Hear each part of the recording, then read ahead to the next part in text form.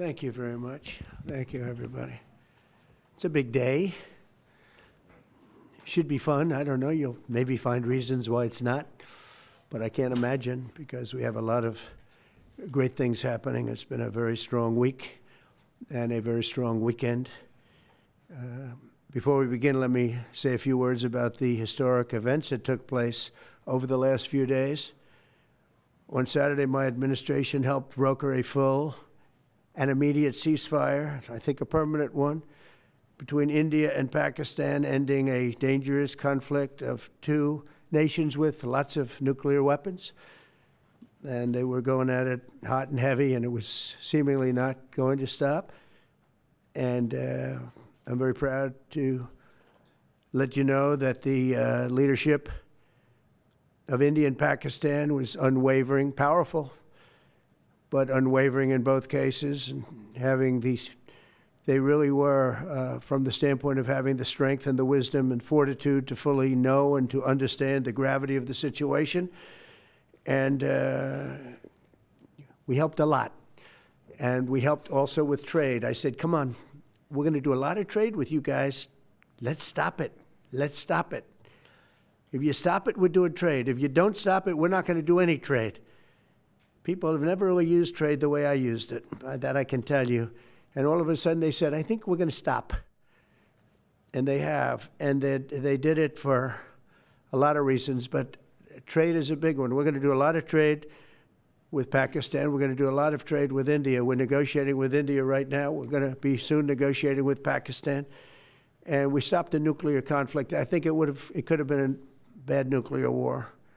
Millions of people could have been killed, so I'm very proud of that. I also want to thank Vice President Vance and Secretary of State Rubio for their work and efforts. They worked very hard on that. We also, as you know, created a situation where the Houthis, for the first time ever, have ceased firing, and they've let it be known that they're not going to be firing at American ships anymore, not going to be firing at Americans anymore.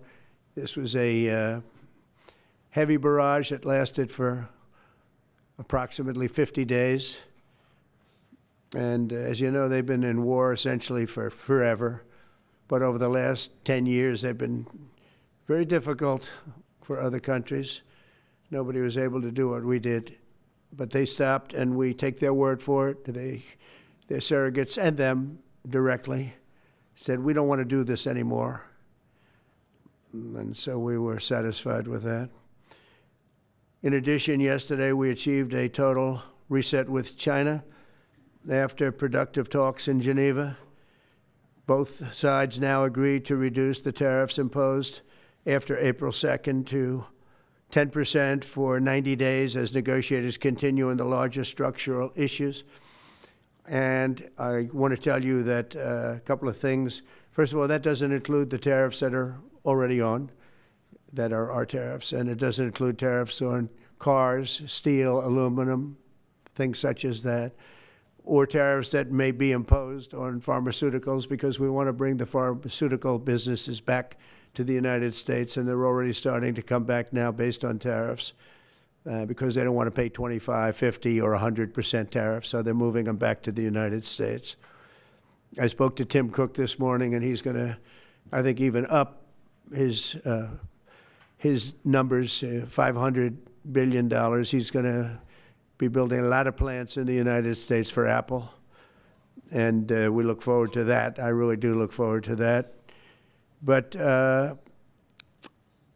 the talks in Geneva were very friendly. The relationship is very good.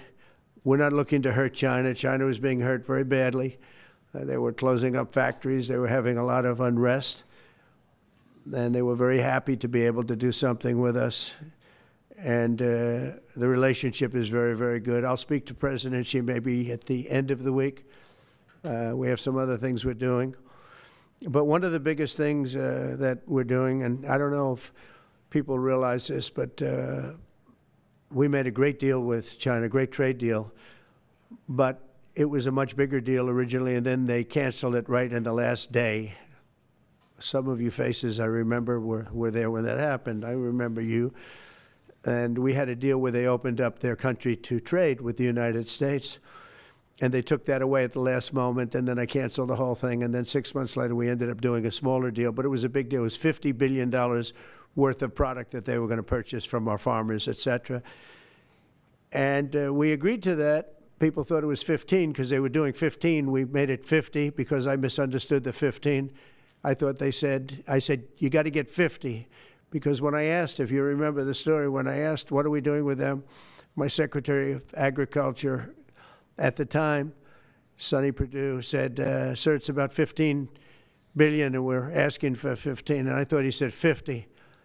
So I said, so they came back with the deal at 15. And I said, no way, I want 50 because you said 50. They said, sir, we didn't say that. Anyway, bottom line, I said, go back and ask for 50. And they gave us 50.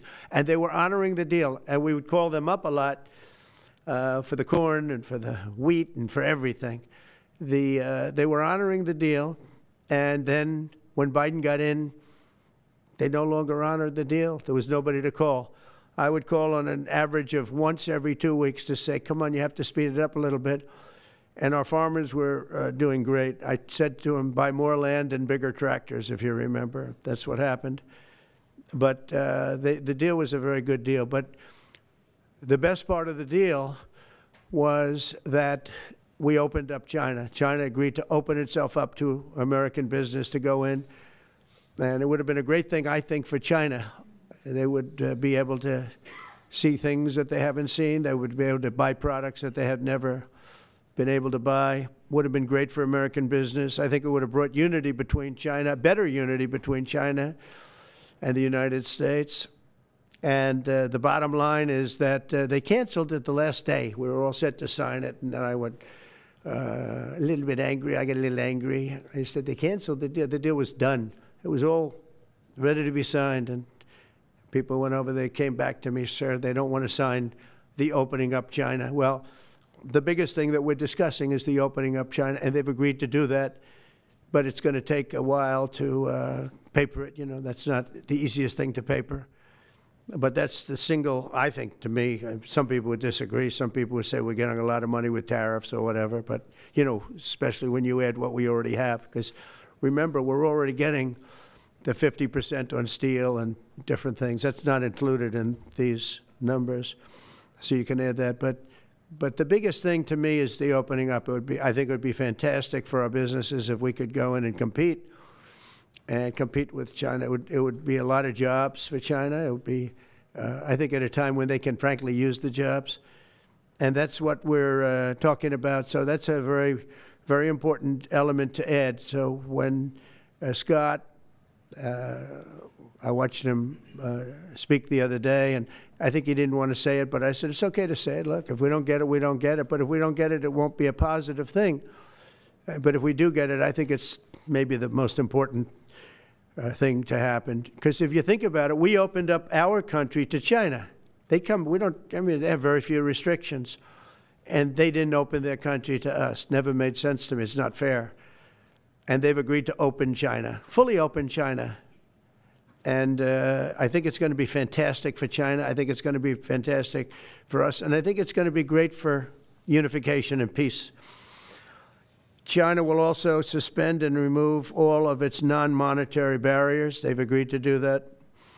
Well, they're very numerous. But again, to me, the biggest thing that came out of that meeting is they've agreed. Now we have to get it papered, but they've agreed to open up China. It's going to be great for everybody. And third, I'm very happy to announce that Idan Alexander, an American citizen who until recently most thought was no longer living, thought was dead, is going to be released in about 2 hours, actually. And he's going to be released before the eyes of Steve Witkoff, who has done a fantastic job. I know a lot of people that have a lot of talent. I know Steve had a lot of talent. But I know a lot of people with a lot of talent, but there's one that I thought had a special way about him, special personality, aside from being a good deal maker, had a special way about him, and it was Steve. Knew very little about the subject matter, who does, but he learned it in about 2 hours. and he's been fantastic. So I want to just thank Steve. But they're going to be releasing Idan in about 2 hours from now, or sometime today, let's say. And again, they thought he was dead just a short while ago. His parents are so happy. They're so happy.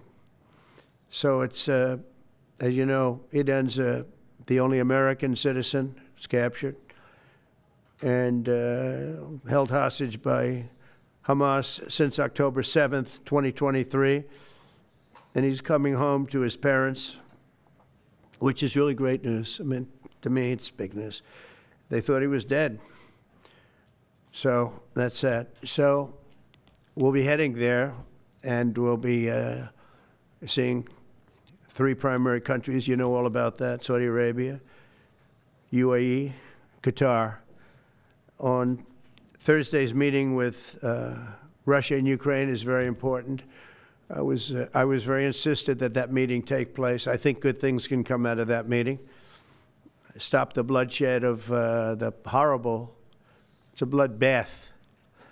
But that 5,000 more, it's really much more, I'm trying to be conservative, more than 5,000 soldiers. Russian, they're not American soldiers, they're from Russia, they're from Ukraine, but they're people.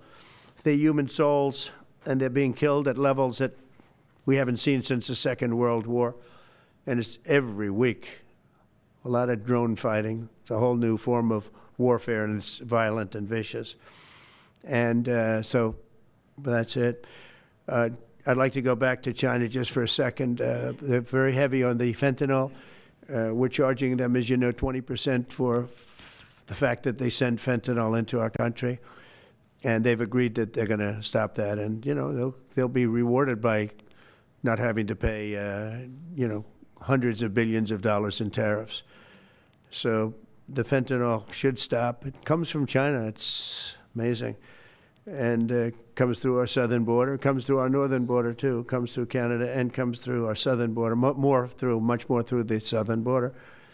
But so that's a very important subject to me, because everybody in this room has lost friends or people that have family members that have died of fentanyl. So there's a big incentive for China to stop, and I take them at their word. They're going to work on that, I think, very hard. And one thing, when they work on something, they get it done. So now I'm about to depart on a historic visit. Some of you are going with us to, as I said, Saudi Arabia, Qatar, and United Arab Emirates.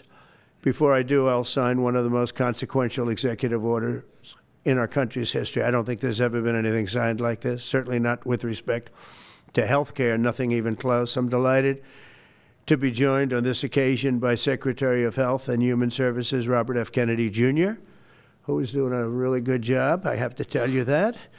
CMS Administrator, a friend of mine, Dr. Mehmet Oz, who is an amazing guy. You know, I was telling Bobby before, Oz had a very successful show, but it hurt his reputation. Because when you're in show business, it hurts your reputation a little bit. It's good for you, but in terms of professionalism and being a doctor, it sort of hurts your reputation. This guy went to the best schools, was the best, I mean, top of the line. Then he did a television show, became a success, made a lot of money, all that stuff, but it sort of hurt him. And you know who I compare that to? I hate to say this, but a special woman, Jeanine Pirro. She was the toughest, smartest DA, maybe in our countries, in our cities and states history, New York. She was really tough, really sharp. Then she did a show, and people didn't think of her quite the same way. She became more of an entertainment person, like Oz. Oz is not an entertainer. He's not really an entertainer, if you know the real story. And she isn't either. She is unbelievable. She was one of the strongest district attorneys in the history of New York, highly respected, very tough, went after the drug dealers at a level that you don't see today anymore. And hopefully she's given up she's leaving the #1 show on cable television, one of the #1 shows on television, period, The Five, but they've got great people left behind, but she was a big part of it. And so I equated to that. Jeanine Pirro is unbelievable. FDA Commissioner Dr. Marty McCary, with a reputation that's second to none, and the job he's doing already has been fantastic. Thank you, Marty. And Director of National Institute of Health, Jay Bhattacharya, who has been, as you know, from Stanford, so highly regarded, and have all been working with us very hard on this. And the question they would ask, being a little bit new to the government aspect of it, is why doesn't somebody fight the drug price situation, meaning equalization? There's a term, it's called equalization. Nobody wants to mention that term. And I'm not knocking the drug companies. I'm really more knocking the countries than the drug companies, because they're forced to do things. But the drug lobby is the strongest lobby in this country, they say, the drug lobby. It's between that and lawyers. And they have a lot of power. But starting today, the United States will no longer subsidize the health care of foreign countries, which is what we were doing. We're subsidizing others' health care. Countries where they paid a small fraction of what, for the same drug, that what we pay many, many times more for. And we'll no longer tolerate profiteering and price gouging from Big Pharma. But again, it was really the countries that forced Big Pharma to do things that, frankly, I'm not sure they really felt comfortable doing, but they've gotten away with it, these countries. European Union has been brutal. And the drug companies actually told me stories. It was just brutal how they forced them. And European Union suing all our companies, Apple, Google, Meta. They're suing all of our companies. They end up, they have judges that are European Union-centric, and they get rewarded $15 billion, $17 billion, $20 billion, and they use that to run their operation. Not going to happen any longer, that I can tell you. So what's been happening is we've been subsidizing other countries throughout the world, not just in Europe, throughout the world. European Union was the most difficult, from what I understand. I mean, I'll tell you a story. A friend of mine who's a businessman, very, very, very top guy. Most of you would have heard of him. A highly neurotic, brilliant businessman, seriously overweight, and he takes the fat shot drug. And he called me up, and he said, President, he calls me, he used to call me Donald, now he calls me President, so that's nice respect. But he's a rough guy, smart guy, very successful, very rich. I wouldn't even know how we would know this, but because he's got comments. President, could I ask you a question? What? I'm in London, and I just paid for this damn fat drug I take. I said, it's not working. He said, I just paid $88, and in New York I pay $1,300. What the hell is going on? He said, so I checked, and it's the same box, made in the same plant, by the same company. It's the identical pill that I buy in New York. And here I'm paying $88 in London. In New York, I'm paying $1,300. Now, this is a great businessman, but he's not familiar with this crazy situation that we have. But he was stunned. But it was just one of those stories. And I brought it up with the drug companies, represented by somebody who's very, very smart, good person, too. And we argued about it for about half hour, and then finally he just said, because they can't justify it, he just said, look, you got me. I can no longer they've been justifying this crap for years. They said, oh, it's research and development. Well, I said, well, research and development, other countries should pay research and development too. It's for their benefit. It was just one of those things, and the other countries would set a price, and they'd meet the price, and they'd say, if you don't meet the price, you can't sell it in our country. I said, well, then you walk away, and, they'll call you back, and they'll sell it in the country. But now they'll have to do that. So for the first time in many years, we'll slash the cost of prescription drugs, and we will bring fairness to America. Drug prices will come down by much more, really, if you think, 59. If you think of a drug that is sometimes 10 times more expensive, it's much more than the 59%, it depends on the way you want to analyze it, but in one way you could analyze it that way. But between 59 and 80, and I guess even 90%. So when I worked so hard in the first term, and if I got prices down, remember I was the only one to ever get prices down for a full year, but I'd get them down like 2%, and I thought it was like a big deal. Well, we're getting them down 60, 70, 80, 90%, but actually more than that if you think about it in the way mathematically.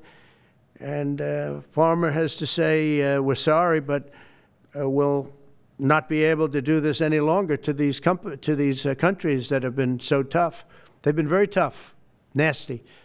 It's trade. It's trade. And pharma is also very powerful. And the Democrats have protected pharma. The Democrats, this is the Democrats have protected pharma. These are the Democrats. And by the way, I just called the Speaker of the House, and I just called the leader, our leader in the Senate, John Thune, Mike Johnson. Spoke to both of them. I said, when you score, you're going to have to score two things. You're going to have to, number one, score that hundreds of billions of dollars of tariff money is coming in.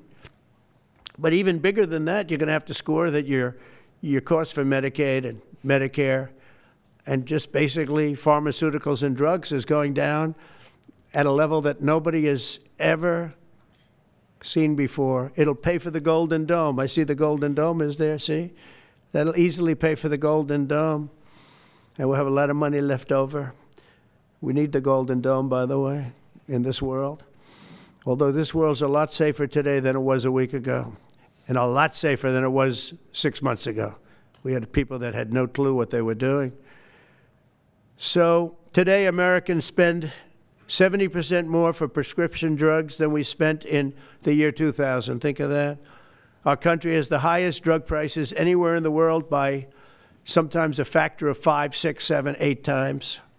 It's not like they're slightly higher. They're 6, 7, 8 times. There are even cases of 10 times higher. So that you go 10 times more expensive for the same drug, that's big numbers. Even though the United States is home to only 4% of the world's population, pharmaceutical companies make more than 2/3 of their profits in America. So think of that. With 4% of the population, the pharmaceutical companies make most of their money, most of their profits from America. That's not a good thing.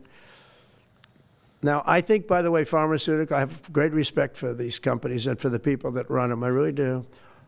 And I think they did one of the greatest jobs in history for their company, convincing people for many years that this was a fair system. And nobody really understood why, but I figured it out. For years, pharmaceutical and drug companies have said that research and development costs were what they are, and for no reason whatsoever. They had to be borne by America alone. Not anymore, they don't. This means American patients were effectively subsidizing socialist healthcare systems in Germany, in all parts of the European Union. They were the toughest of all. They were nasty. And I see that. I see that with trade, too. European Union is in many ways nastier than China, okay? And we've just started with them. Oh, they'll come down a lot. You watch. We have all the cards. They treated us very unfairly.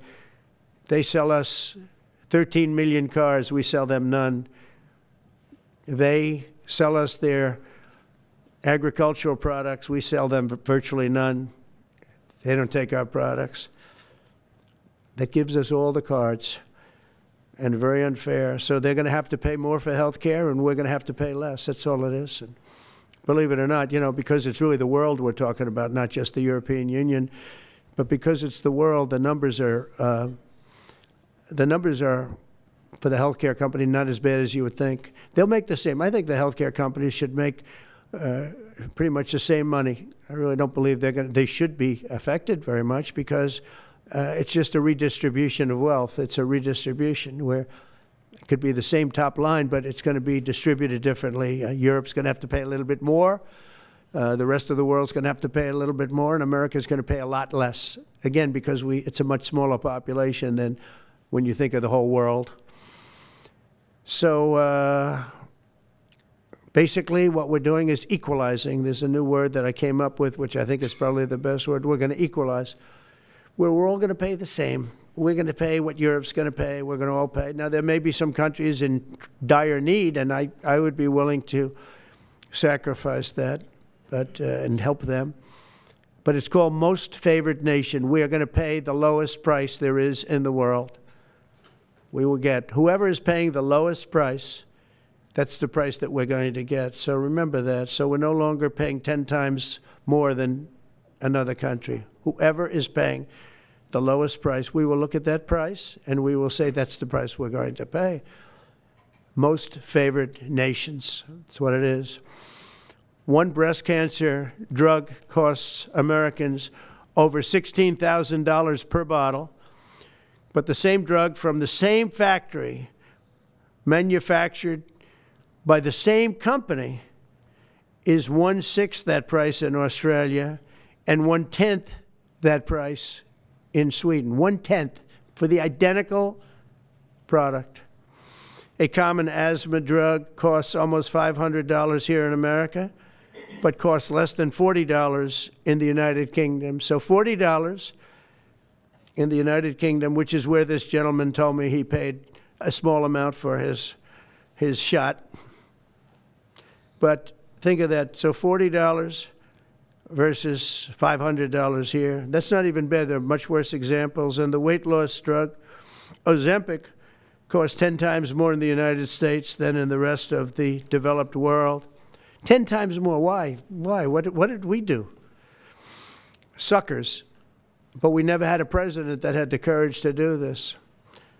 And nobody knew the system like I do. I mean, I've gotten to know this system so well. And I don't think it's fair that it benefits Obamacare. Obamacare is a failure. It's not a good health care.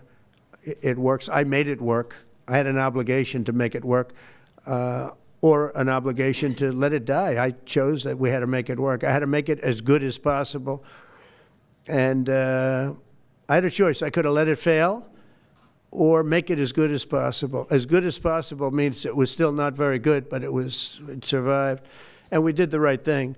But this makes everything work. And I don't want to have a bad form of health care work because of the fact I was able to cut drug prices by 80 or 90%. So we're going to maybe come up with something. I think this gives the Republicans a chance to actually do a health care that's much better than Obamacare and for less money, which if you guys would work on that along with Congress. But I do want to say that Democrats could have done this a long time ago. They have fought like hell for the drug companies, and they knew they were doing the wrong thing. And it's going to be very hard. I was just telling the leader and the speaker that it's going to be very hard for the Democrats to vote against the one big, beautiful deal.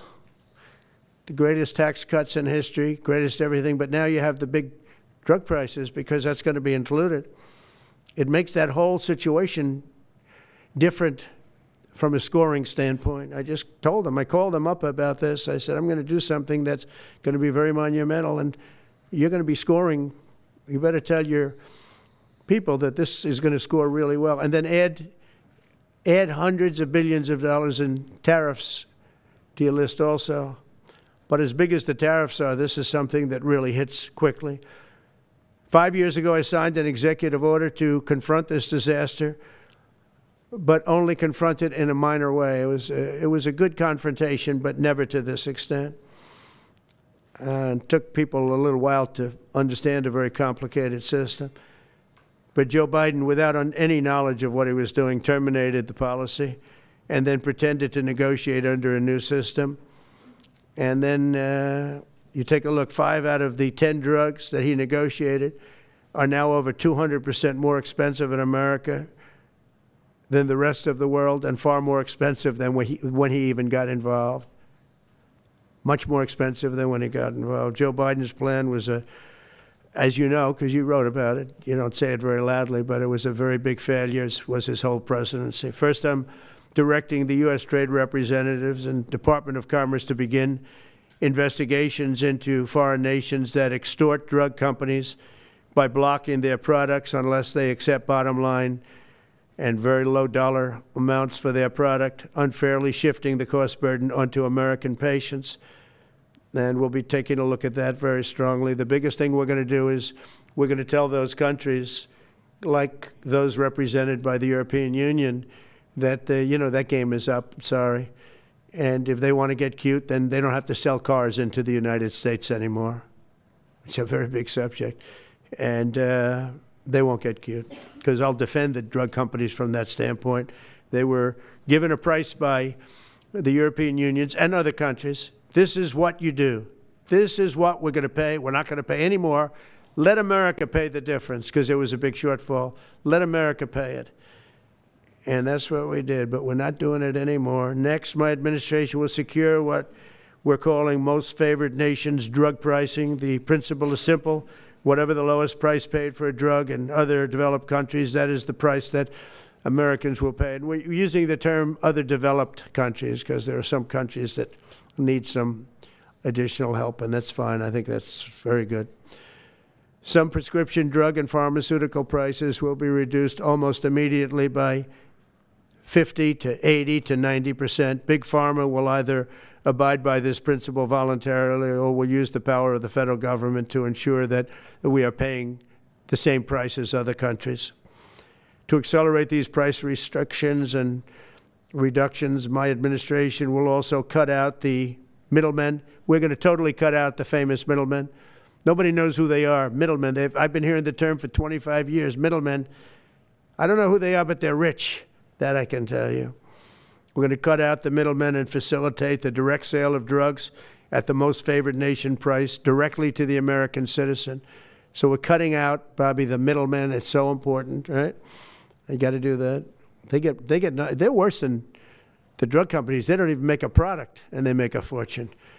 It's very smart business people, that I can tell you. If companies make no significant progress toward most favored nation pricing, which we will insist that they do, so I think I'm wasting time talking about it. We're going to insist upon it. And we'll insist, and we're going to help the drug companies with the other nations, because those other nations do a lot of trading with us. They need our trade, just like China needed us very badly. They need us just as badly. We will do whatever we have to with trade, just like we did some great things with trade with India and Pakistan. It really helped the situation, very heated situation. Could have lost millions of people, more than millions, I mean, many millions of people. And they want to do business with America, but we never used our powers that way. We never knew how. We never had people that knew how to do that. We'll also open up America's market to safe and legal imports of affordable drugs from other countries, putting dramatic downward pressure on prices. And if necessary, we'll investigate the drug companies, and we'll, in particular, investigate the countries that are doing this, and we will add it onto the price that we charge them for doing business in America. In other words, we'll add it onto tariffs if they don't do what is right, which is everybody should equalize, everybody should pay the same price. And special interests may not like this very much, but the American people will. I am doing this for the American people. I'm doing this against the most powerful lobby in the world, probably the drug lobby, drug and pharmaceutical lobby. But it's one of the most important orders, I think, that's ever been signed, certainly with regard to health care or health in the history of our country, and it's an honor to be a part of it. And I'd like to ask Robert F. Kennedy to say a few words, please. Thank you. Thank you, Mr. President. This is an extraordinary day. This is an issue that, I grew up in the Democratic Party, and every major Democratic leader for 20 years has been making this promise to the American people. This was the fulcrum of Bernie Sanders' runs for presidency, that he was going to eliminate this discrepancy between Europe and the United States. But as it turns out, none of them were doing it. It's one of these promises that politicians make to their constituents, knowing that they'll never have to do it. And the reason they'll never have to do it is because they know that Congress is controlled in so many ways by the pharmaceutical industry. There's at least one pharmaceutical lobbyist for every congressman, every senator on Capitol Hill, and every member of the Supreme Court. By some estimates, 3. Pharmaceutical companies, the industry itself, spends 3 times what the next largest lobbyist spends on lobbying. So this was an issue that people talked about, but nobody wanted to do anything because it was radioactive. They knew you couldn't get it by Congress. We now have a president who is a man of his word, who has the courage. President Trump was taking money from the pharmaceutical industry too. I think they gave you $100 million. Yeah. But he can't be bought, unlike most of the politicians in this country. And he is standing here for the American people. I don't know what, there's writers like Lord Elizabeth Warren or Robert Reich who are saying that President Trump is on this side of the oligarchs. There has never been a president more willing to stand up to the oligarchs than President Donald Trump. And I'm very, very proud of you, Mr. President, for your courage, I'll say, because I don't want to be crude, your intestinal fortitude, your stiff spine, and your willingness to stand up for the American people. We have 4.2% of the world's population. Our country represents 75% of the revenues for pharmaceutical companies. We spend in our country $1,126 per capita on drugs. In Britain, they spend about $240. They spend 1/5 of what we do. And this is true across Europe. And the drug companies, Europeans, if you ask them, it made no sense what they were saying. America has to pay for this innovation or it's not going to happen. What President Trump is saying to our European partners is you've got to raise the amount that you're paying for those drugs and pay for your share of the innovation. That the United States is no longer subsidizing that. If the Europeans raise the price of their drugs by just 20%, that is $10 trillion that can be spent on innovation, and the health of all people all across the globe is going to increase because we're going to have better products. So I'm just so grateful to be here today. I never thought that this would happen in my lifetime. I have a couple of kids who are Democrats, are big Bernie Sanders fans, and when I told them that this was going to happen, they had tears in their eyes because they thought this is never going to happen in our lifetime, and we finally have a president who's willing to stand up for the American people. Thank you, and Dr. Oz. Thank you, Secretary Kennedy. This is the most powerful executive order on pharmacy pricing and healthcare ever in the history of our nation. And it's only happening because we have a president with the fortitude, the guts to stand up to the withering criticism and lobbying that's going to occur as soon as folks hear about the executive order. So on behalf of the child in Philadelphia who's got an autoimmune disease with a $1,000 a month drug, or the older woman in Los Angeles who's on a blood thinner who can't afford her copay, I want to thank President Trump. God bless you for having the guts to take on this industry. Thank you, sir. Thank you very much. So let's talk about the details a little bit. And this is primarily about equalization, as President Trump said. It's about fairness. Think of NATO as a metaphor. When President Trump said, you've got to pay a little more so it makes sense for all of us, they came up, and the European countries contributed. The same thing we believe will happen in this situation. Most people who have thought about this process agree that it is patently unfair to tolerate the numbers that Secretary Kennedy and President Trump have reflected to you. On this chart to my left is a list of the 10 drugs that were negotiated in the IRA. Again, this is the bill, the law, that regulates a negotiation process. This is the best price that was able to be obtained by the Biden administration. And if you look at these numbers, they actually reflect how much on top of the most favored nation price was being paid by the United States. So the closest to me, and Bob, you can point to the Jardiance, the closest one, 289%, the one that's closest to you. That means that we are paying in America 4 times more than that drug costs in other countries. Again, 100% is the baseline. It's 289% above that baseline. It goes all the way down to when we're paying 50% more than any other country. That's the range. As was pointed out by President Trump, half the time we're paying 3 times more than is paid in other countries.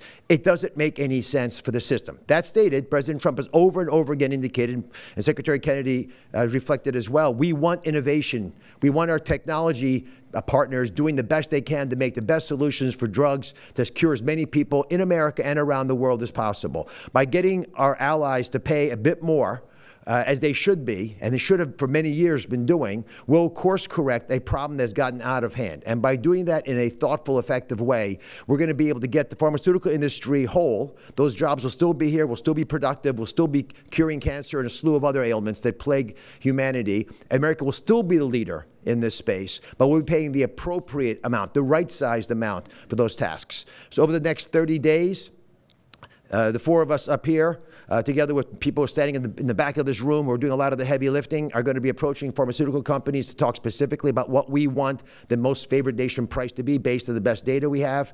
We're looking forward to a thoughtful interaction with these corporate leaders, many of whom we've spoken to and in quiet will agree the system is not right the way it is. They're patriotic Americans. They want what's right. But the fact that in my lifetime, as Secretary Kennedy said, for the first time, we have a thoughtful and aggressive approach, thanks to President Trump, on taking on the special interests, should give all Americans confidence that this is an administration that stands for fairness, and it should chill the waters for those who believe they can push us away from our North Star, which is to take care of the American people. Mr. President, God bless you. Thank you very much. Thank you. Jay, you want to go next? Sure. Yep. So I teach economics at Stanford as well as health policy. And one thing that's really, really simple in economics is that when you have a persistent price difference for the same product between 2 countries, there is something deeply wrong. And what President Trump has done is a historic measure that should have been done a long time ago.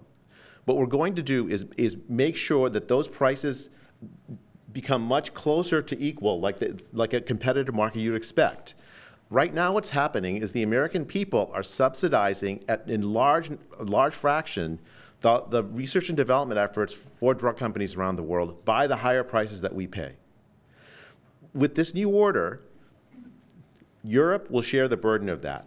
And in fact, if you may think of it as like as somehow it's like it's going after drug companies, actually it's helping drug companies. Because what we're also going to do with this order, what President Trump has done with this order, is he's said to European governments, look, if you are taking advantage of the drug companies by forcing them to charge very, very low prices, we're going to defend American drug companies in Europe. At the same time, we're standing up for the American consumer who's been paying far too high prices for far too long. I can go back decades to point to congressional reports after government report after government report of tremendously high drug prices, much higher than the rest of the world, and nothing has been done about it until this moment. And I'm really, really proud, President Trump, that you've done this. I'm really proud to be included in this and looking forward to the work ahead. Thank you, Jay. Great. All right. Thank you, Mr. President. On behalf of the many doctors I've talked to about this very issue, thank you for taking the bull by the horns. Presidents on both sides of the aisle have talked about this and floated it and said they've wanted to do it, so you've had the courage to do it. Thank you. I've been a surgical oncologist at Johns Hopkins for 22 years, and I have seen patients suffer. We didn't take an oath to heal patients and then watch their life get ruined financially, with their home, mortgage, retirement, going down the drain with GoFundMe campaigns, raising money from church communities and synagogues and friends they haven't seen in 20 years to try to raise money for what? For a system where Americans have been getting ripped off by 10, 12, 15 times higher prices than we see in other countries. The fundamental problem in healthcare is that we've had non-competitive markets.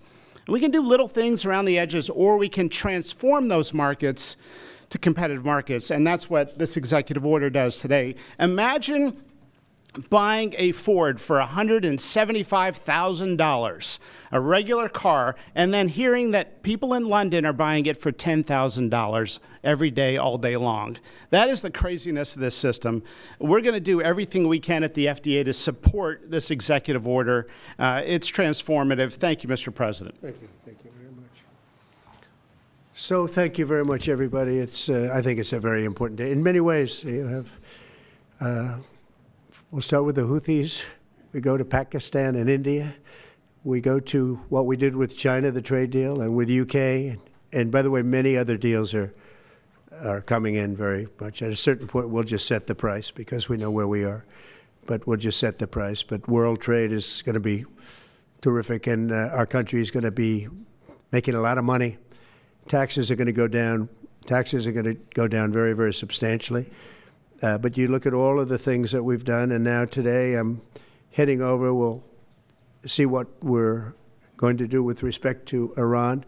I think you have very good things happening there, too, by the way. I think can't have a nuclear weapon, but I think that they are talking intelligently. We're in the midst of talking to them, and they're right now acting very intelligent. We want Iran to be wealthy and wonderful and happy and great, but they can't have a nuclear weapon. It's very simple. So I think they understand that I mean business, and I think they're being very reasonable thus far.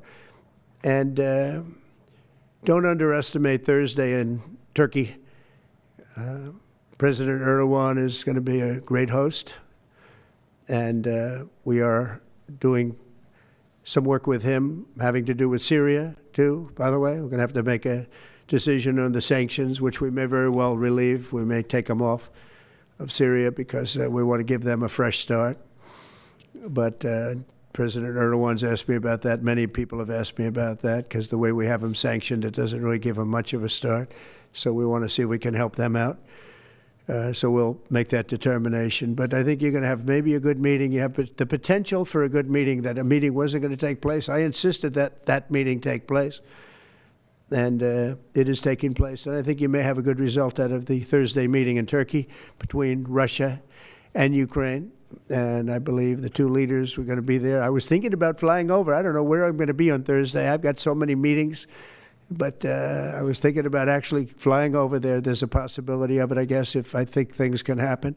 But we got to get it done. We got to save 5,000 lives a week. 5,000 lives is really more than that. It's worse than that. And when you see and you don't want to see it, but when you see the satellite photographs of the battlefield with arms and legs and heads all over the place, separated by 30 yards from bodies, doesn't make sense. Doesn't make sense.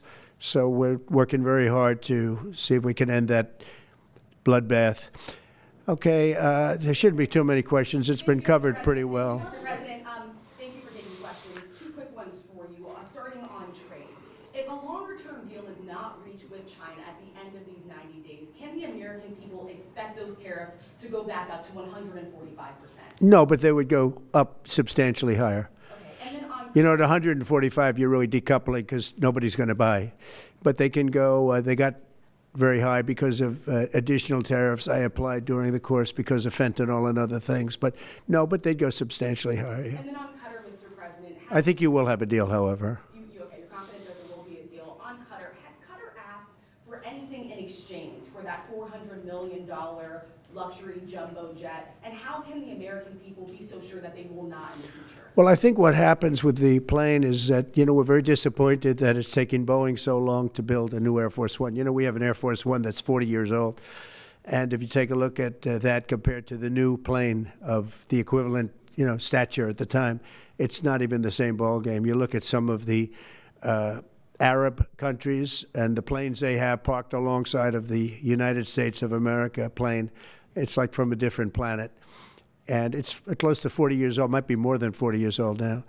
And we, when I first came in, I signed an order to get it built. I took it over from the Obama administration.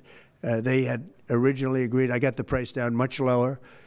And then when the election didn't exactly work out the way that it should have, a lot of work was not done on the plane because a lot of people didn't know. They made change orders that were so stupid, so ridiculous. And it ended up being a total mess, a real mess. And when I came back, I said, by the way, what's going on with the Boeings that are coming in? Well, sir, they're way behind. And they are. They're way behind. They were way behind. Another mess that I inherited from Biden. And it's going to be a while before we get them. And I think Qatar, who has really, we've helped them a lot over the years in terms of security and safety. I think they, and very, very nicely, and I have a lot of respect for the leadership and for the leader, Qatar. And I think they knew about it because they buy Boeings. They buy a lot of Boeings.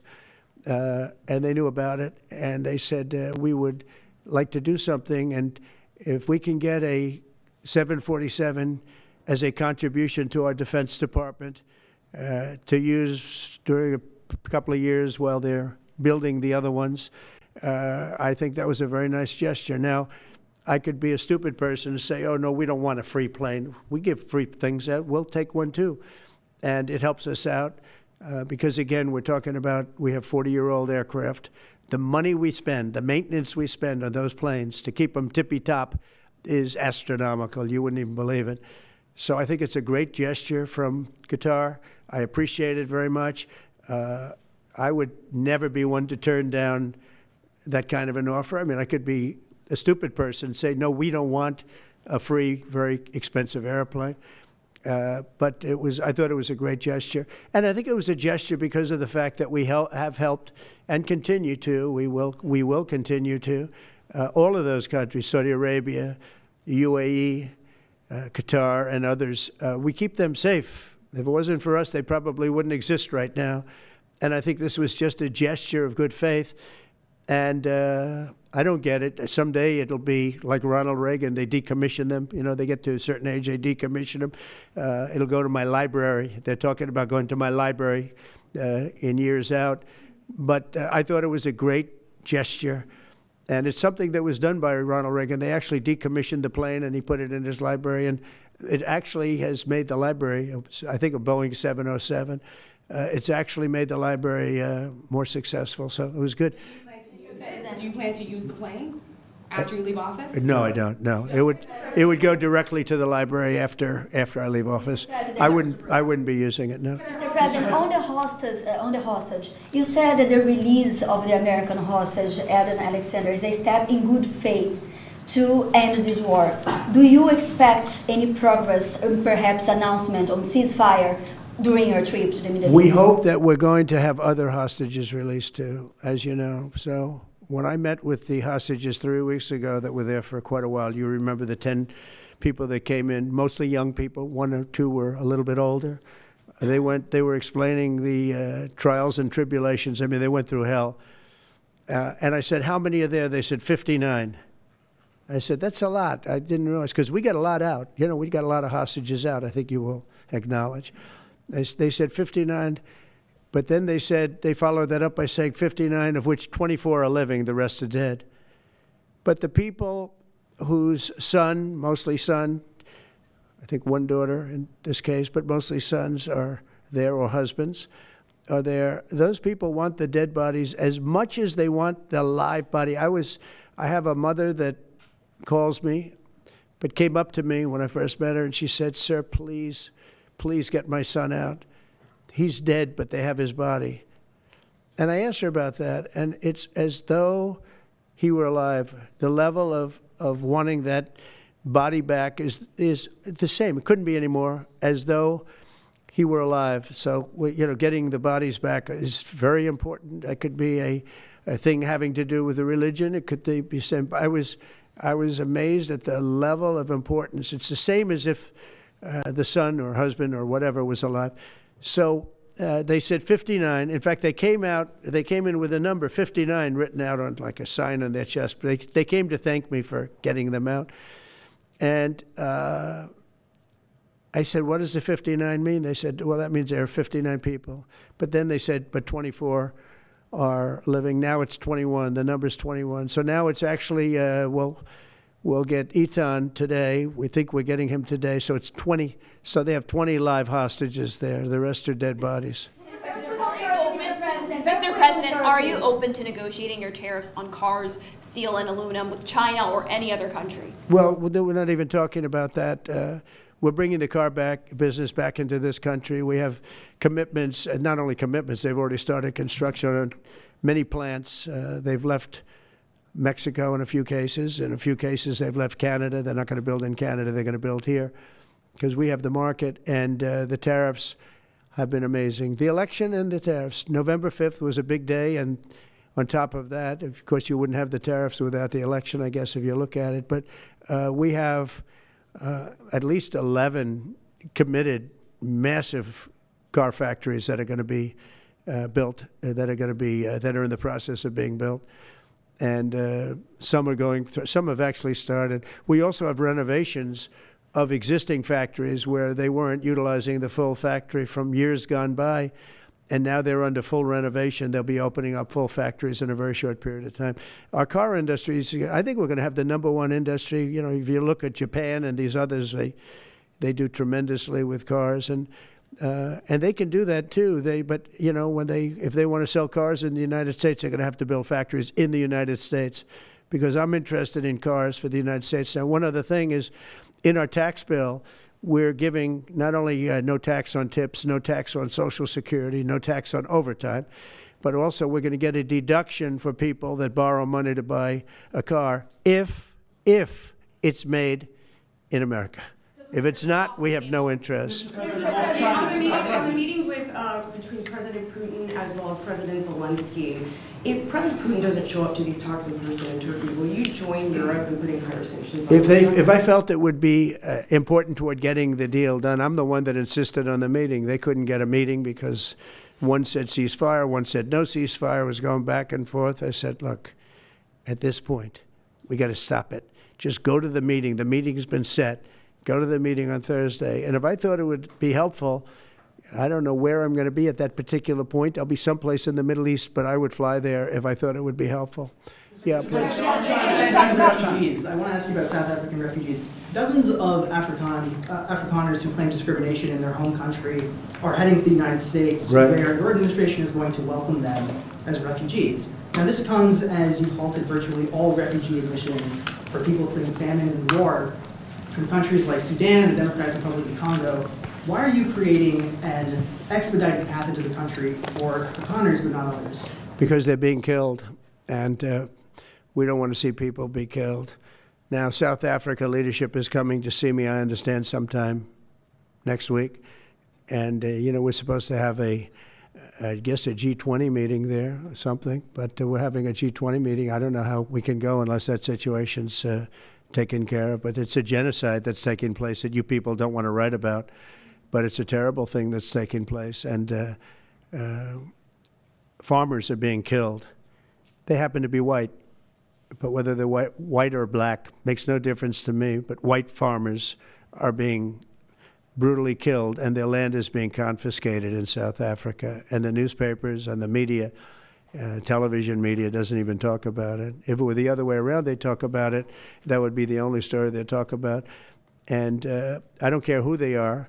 I don't care about their race, their color. I don't care about their height, their weight. I don't care about anything. I just know that what's happening is terrible. I have people that live in South Africa. They say it's a terrible situation taking place. So we've essentially extended citizenship to those people to escape from that violence and come here.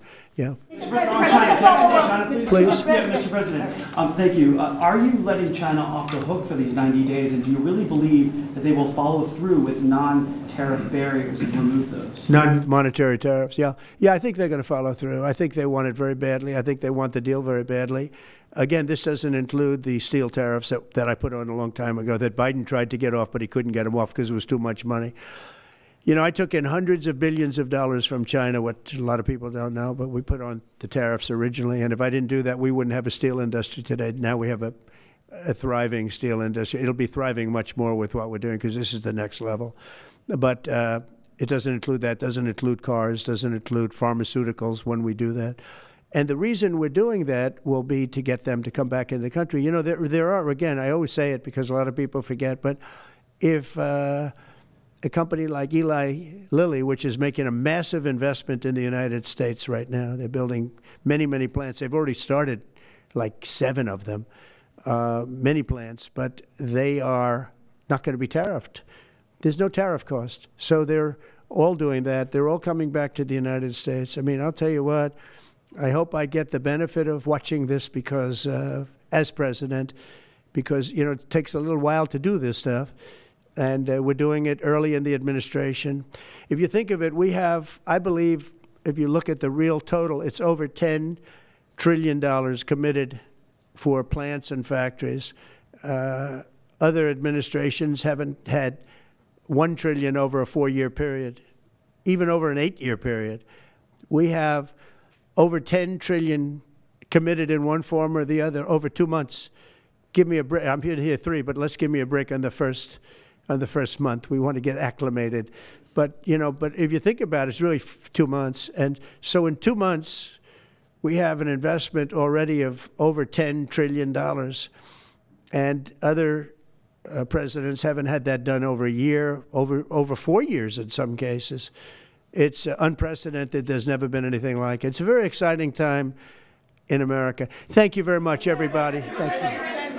Who's in charge of the budget bill while you're gone, sir? I'll sign that, yeah. Mr. President, are you ready to impose sanctions on Russia if Putin doesn't agree with the 30-day I have a ceasefire? feeling they're going to agree. I do. I have a feeling. And who's in charge of the budget bill? Let's see what happens. No European countries Who's in charge of the budget bill in the negotiations? negotiations. The budget bill negotiations are taking place. Who in your administration is in charge of that while you're gone? Is it Everybody, J.D. Vance, Bobby, Scott from the Bessent? standpoint of medical, this group behind me, I mean, I think it's the best group ever assembled in terms of medical. I think you're going to see a tremendous cut. I don't think, I mean, I know you're going to see it in Medicaid and Medicare. That cut will be massive because drugs are 50-60% of the cost. So Medicaid costs are going down and Medicare costs are going down because of what we're doing today. And there's no, it's not like, oh, gee, well, maybe it won't happen. It's going to happen because the other countries have no choice. Now, the drug companies are going to have to say, listen, if you don't pay more, we're not going to give you the drug, and they're willing to do that. So that's it. They have to, we have to equalize. Mr. President, what is price controls? Say it? How do you respond to the fact that this? It's not price control, no. What was, price control is before. If you want to talk about, price control is what they were doing. They were making us pay. They set a price, and they said, here's what we're going to pay, and anything else charge America. Because at that time they had a very stupid president, and it really went crazy during the last 4 years. And remember this, the Democrats are the ones that allowed this to happen.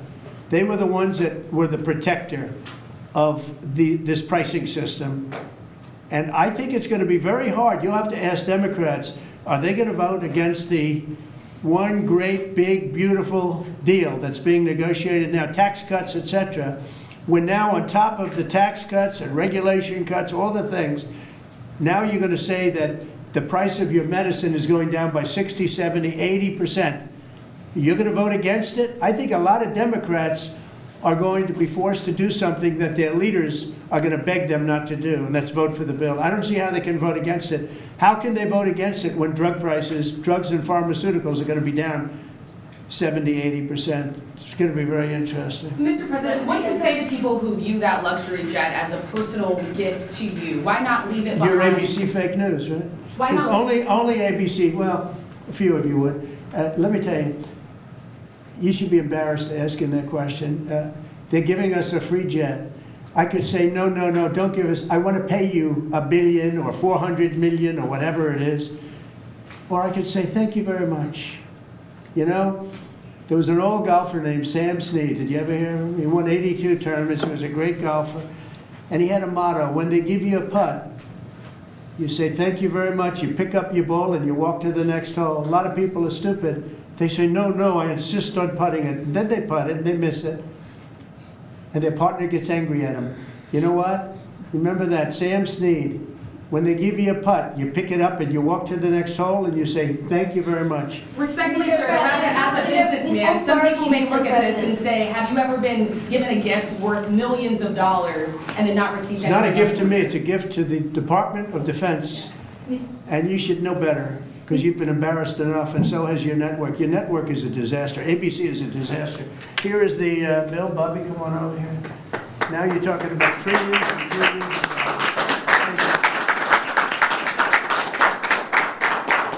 Thank you very much, everybody. Mr. President, a quick question about Turkey. Thank you very much. Thank you, sir.